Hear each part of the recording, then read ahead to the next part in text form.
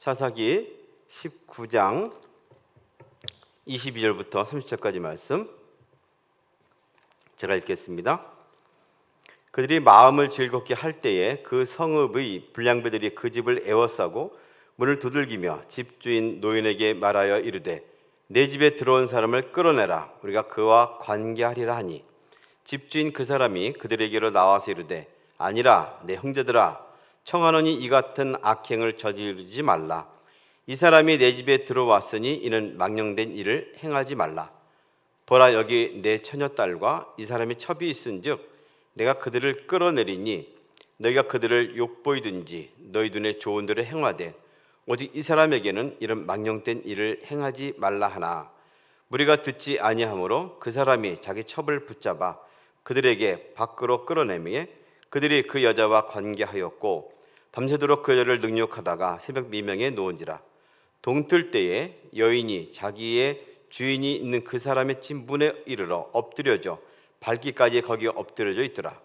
그의 주인이 일찍 일어나 집 문을 열고 떠나고자 하더니 그 여인이 집 문에 엎드려져 있고 그의 두 손이 문지방에 있는 것을 보고 그에게 이르되 일어나라, 우리가 떠나가자 하나 아무 대답이 없느니라. 이에 그의 시체를 나귀에 싣고 행하여 자기 곳에 들어가서 그 집에 이르러서는 칼을 가지고 자기 첩의 시체를 거두어 그 마디를 찍어 12덩이에 나누고 그것을 이스라엘 사방에 두루 보내매 그것을 보는 자가 다 이르되 이스라엘 자손이 애굽 땅에서 올라온 날부터 오늘까지 이런 일은 일어나지도 아니하였고 보지도 못하였도다. 이를 생각하고 상의한 후에 말하자 하니라. 성경을 읽다 보면 가끔 참 역겨운 일들 혹은 엽기적인 스토리를 읽으면서 참 불편했던 경험이 있습니다. 왜 이런 일까지 성경에 기록하고 있을까? 오늘 본문도 그 중에 한 가지인 것 같습니다. 어제까지 전개된 말씀을 보면 불량배들이 레위 사람 일행에게 쳐들어온 내용들, 오늘 바로 직전의 이야기들은 함께 그들을 환대한 어느 그나마 같은 동양의 사람의 이야기가 나왔고요. 오늘부터는 레위 사람 일행에게 불량배들이 쳐들어와서 못된 짓을 하고 또 그 사건에 대하여 이 레위인이 온 자기 족속에게 고발하고자 12토막을 내서 시신을 보낸다는 끔찍한 내용이 나오고 있습니다. 남성이 남성을 성폭행한다 하는 것은 얼마나 역겨운 일일까요? 지금도 이런 말을 하면 혐오한다, 차별한다 그런 말 할 수 있지 모르지만 사실 그렇지 않습니까? 사람이 시신을 이렇게 12토막 낸다는 것은 또 얼마나 엽기적인 일입니까? 이런 장면을 보면서 이 죄악이 그 본래의 흐름이 어디서 시작됐는가 하는 것을 생각하지 않을 수 없게 되죠. 창세기 19장에 보면 비슷한 내용이 나오지 않습니까? 아브라함 조카 롯을 구하러 소돔과 고모라로 갔던 천사의 이야기에서 이와 거의 유사한 내용이 나옵니다. 다행히 그곳에서는 천사가 능력을 발휘해서 그들을 그나마 구출하고 빼내오지만, 그리고 유황불로 그 도시가 망하지만 오늘 본문에서는 힘없이 당하고 마는 그러한 연약한 모습을 보이고 있습니다. 사실 이런 악한 행위는 시대를 넘어서서 지금까지도 이어지고 있고 이것으로 인해서 많은 피해를 보고 또 시대가 더러워지고 또 음란해지는 악한 모습이 있는 것을 우리는 종종 발견하게 됩니다. 더욱 놀라운 일은 이런 일을 누가 행했느냐 하는 일이죠. 믿는 도끼에 발등 찍힌다, 우리는 그런 말을 종종 우리 속담을 하고 참 믿을 사람 없다 그런 말을 하고 있지 않습니까? 이 사람 일행이 온 것은 이방 동네의 여보스를 피해서 왔습니다. 밤이 되기도 했고 어떤 일이 벌어질지 모르니 불안하기도 하고 아무래도 이방인을 통한 해를 당할 것을 염려해서 같은 동족이 있는 베냐민 지파에 있는 기브아 쪽으로 피나는 것이죠.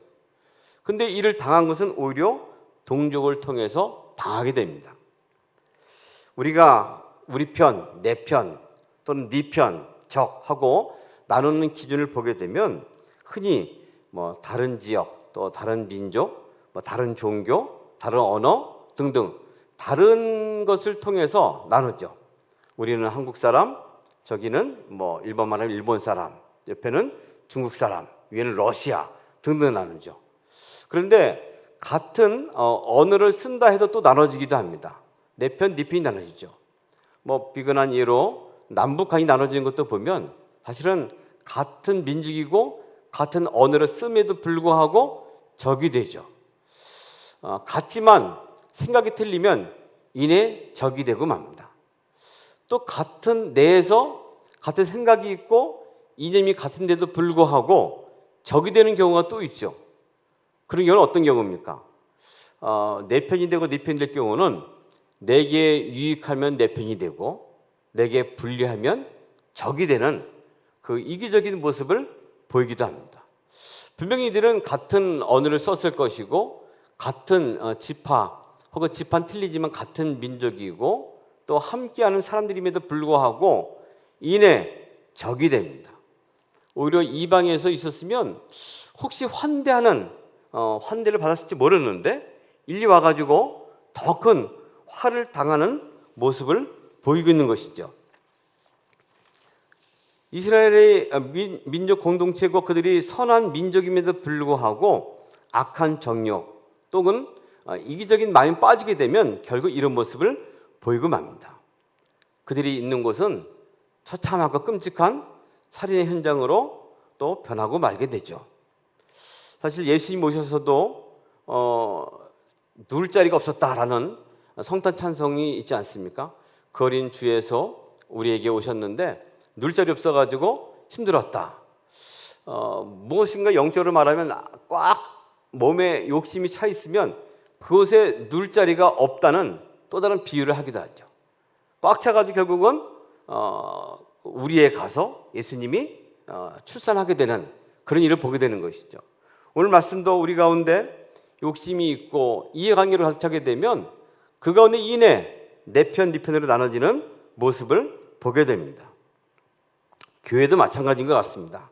우리가 함께 한 울타리 있고 한 믿음의 공동체가 되었고 떡을 떼고 함께함에도 불구하고 그 가운데 이기적인 마음이 들게 되면 같이 예배하는 공동체 내에서도 내 편이 되기도 하고 네 편이 되기도 하고 또 마음에 분노를 품기도 하는 그런 죄악의 관계로 나눠지기도 합니다.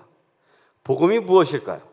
복음은 바로 나눠진 마음들 또 갈라진 것들을 하나로 묶는 그런 능력이 있습니다. 십자가의 능력은 그런 능력이죠. 사실 오늘 말씀을 보면서 이웃에 대해서 좀 생각해 볼 필요가 있는 것 같습니다. 예수님이 오셔서 우리 가운데 있으면서 많은 말씀하셨는데 그 가운데 한 답변이 누가 우리의 이웃입니까? 하는 자기의 영생을 얻었고 이미 모든 것을 다 하고 있다는 자부심을 가진 그 사람이 있어서 한 비유를 들려주죠. 우리가 잘 알고 있는 사마리아인의 비유입니다. 흔히 선한 사마리아인의 비유로 말하기도 하는데 어찌 보면 사마리아인의 비유는 오늘 나온 이 엽기적인 사건의 또 한편에 있는 또 다른 비슷한 내용이면서도 다르게 보여주는 내용과도 같습니다. 어떤 사람이 예루살렘을 떠나가지고 여리고로 지나가다가 강도들을 만나가지고 가진 것을 뺏기고 매를 맞고 피를 흘려서 처참하게 당했다. 이곳을 지나가는 사람이 있었는데 레위인이 지나갔다. 또 레위인이 누구인지 우리는 잘 알고 있지 않습니까? 그런 일을 감당해야 되고 관계한 일이 되어야 할 것입니다. 제사장이 지나갔음에도 불구하고 무시하고 지나갔습니다. 이내 죽게 된 그 사람을 오히려 철천지 원수로 여겼고 또 일정 부분 언어도 좀 달랐고 풍습도 이내 달라진 사마리아 사람들 딱 봐도 적편이라 여겼던 오히려 그 사람이 와가지고 그를 수습합니다. 여관을 데려가서 치료해 줍니다. 나중에 분비가 더 들면 주겠다고 약속까지 합니다. 예수님이 하신 말씀이 누굽니까? 그 질문한 사람이 누가 우리 이웃입니까? 했더니 예수님께서는 누가 강도 만난 자의 이웃이 되겠느냐 하고 물어보지 않았습니까? 오늘 이 말씀을 보면 실로 오늘 우리는 이렇게 힘겹게 어렵게 또는 유린당하고 폭행당하고 또 많은 곳에서 적이 돼가지고 살아가고 있는 사람에 대해서 누구 편이 되어야 되는 것일까 하는 것을 보여주고 있습니다. 어찌보면 복음은 각을 나누고 자꾸만 띄워주는 것이 아니고 감싸는 그런 능력이 있습니다. 어느 분이 비유를 했는데 적절한 비유 같습니다. 복음은 보자기와 같다. 네모 상자는 거기에 정해진 규격이 있어가지고 누를 것만 넣죠. 보자기는 있는 모습 그대로 감싸고 맙니다. 네모든 각이나든 어떤 형태든 감싸면 들고 갈 수 있는 것이 되죠.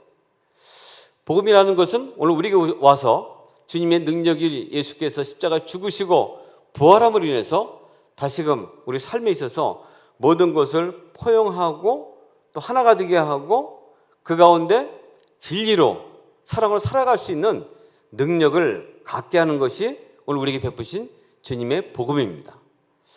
오히려 당하고 유린당하고 한 현장 가운데서 우리 그 모습을 보면서 복음을 떠올리게 됩니다. 이 레위인은 이내 시신을 가지고 가서 더 끔찍한 일을 벌입니다. 왜 이런 일을 했을까요? 왜 굳이 장례를 잘 치르고 있으면 됐을 텐데 억울함을 호소하기 위해서 자기의 또 다른 지파들에게 그 살을 덩이를 내가지고 조각을 내서 보냈을까요? 자기 딴에는 우리 가운데 이런 일이 더 이상 있어서는 안 된다 하는 의분이 있었고 이런 분노를 불러일으켜서 피의 대가를 맛보게 하고자 하는 그런 마음이 있었던 것 같습니다. 그런 사실 이 엽기적인 사건을 보면서 우리는 그런 마음을 품습니다. 이것을 막지 못한 그 가운데 주인 되는 노인의 연약한 모습, 또 그것을 막고자 자기 딸을 내어주려 했던 모습.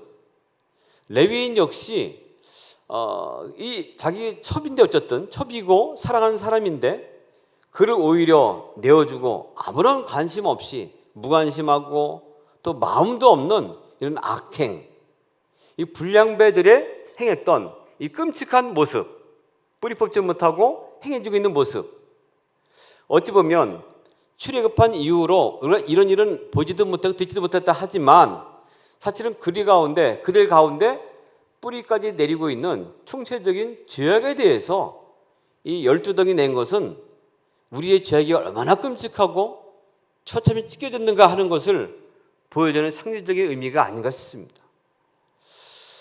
피는 피를 낳게 될 것이고 이제 더 이후에 보면 그들은 또 다른 끔찍한 결말을 맛보게 되죠.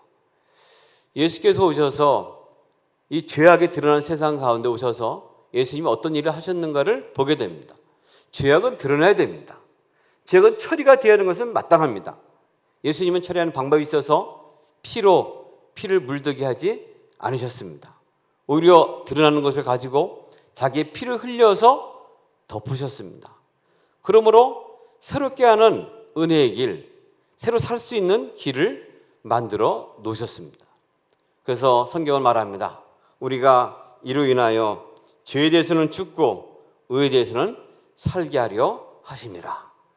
오늘도 끊임없이 이러한 끔찍한 일들이 계속되고 일어나고 있습니다. 우리 그리스도인들은 이럴 때에 어느 자리에 어느 위치에 서야 하겠습니까?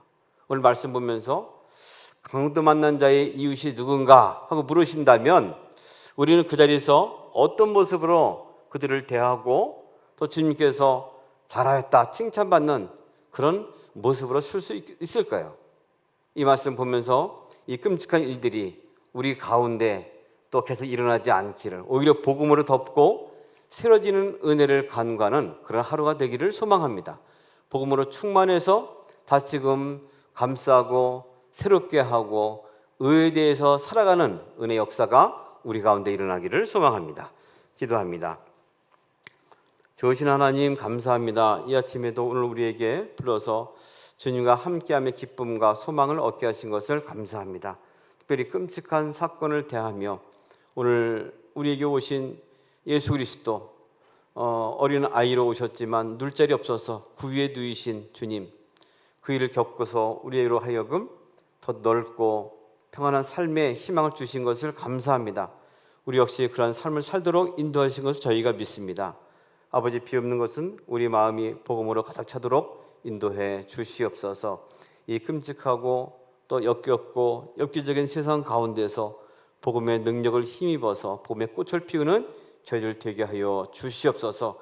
그러므로 죄에 대해서는 죽고 의에 사는 역사가 일어나게 하여 주시옵소서. 예수님의 이름으로 기도합니다. 아멘.